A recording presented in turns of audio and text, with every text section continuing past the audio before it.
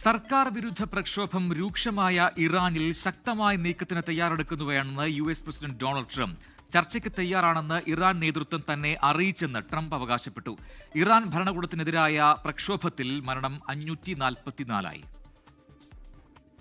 രാജ്യവ്യാപക പ്രക്ഷോഭങ്ങളിൽ മരണം 500 പിന്നിട്ടതോടെയാണ് താക്കീതുമായി president Donald Trump രംഗത്തെത്തിയത്.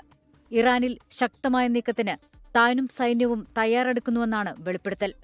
Iran നേതൃത്വം തന്നെ ഫോണിൽ വിളിച്ച് ചർച്ചയ്ക്ക് തയ്യാറാണെന്ന് അറിയിച്ചതായും ട്രംപ് അവകാശപ്പെട്ടു. എയർഫോഴ്സ് വണ്ണിൽ മാധ്യമപ്രവർത്തകരോട് സംസാരിക്കുന്നതിനിടെയാണ് വെളിപ്പെടുത്തൽ. പ്രതിഷേധക്കാരെ അടിച്ചമർത്തുന്നത് തുടർന്നാൽ ചർച്ചയ്ക്ക് മുൻപ് തന്നെ അമേരിക്ക ശക്തമായ നടപടി സ്വീകരിക്കുമെന്നും ട്രംപ് മുന്നറിയിപ്പ് നൽകി. പ്രതിഷേധക്കാരെ പിന്തുണച്ചാൽ US സൈനിക കേന്ദ്രങ്ങൾ ആക്രമിക്കുമെന്ന് ഇറാൻ നേരത്തെ മുന്നറിയിപ്പ് നൽകിയിരുന്നു.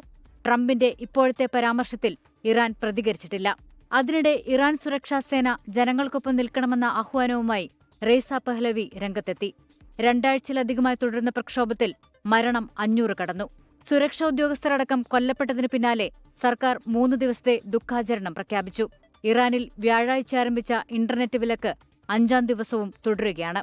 ഇന്റർനെറ്റ് പുനഃസ്ഥാപിക്കുന്നതിന് ഇലോൺ മസ്കിന്റെ സഹായം തേടുമെന്ന് ട്രംപ് പറഞ്ഞു.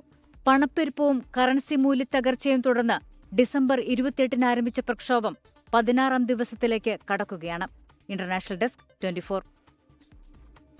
ലോകത്തെവിടെയായാലും ഏത് സമയത്തും 24 വാർത്തകളും ഓഗ്മെന്റഡ് റിയാലിറ്റി പാക്കേജുകളും എക്സ്പ്ലെയിനറുകളും വിശദമായി കാണാൻ ഞങ്ങളുടെ YouTube ചാനൽ നിങ്ങൾക്ക് സബ്സ്ക്രൈബ് ചെയ്യാം.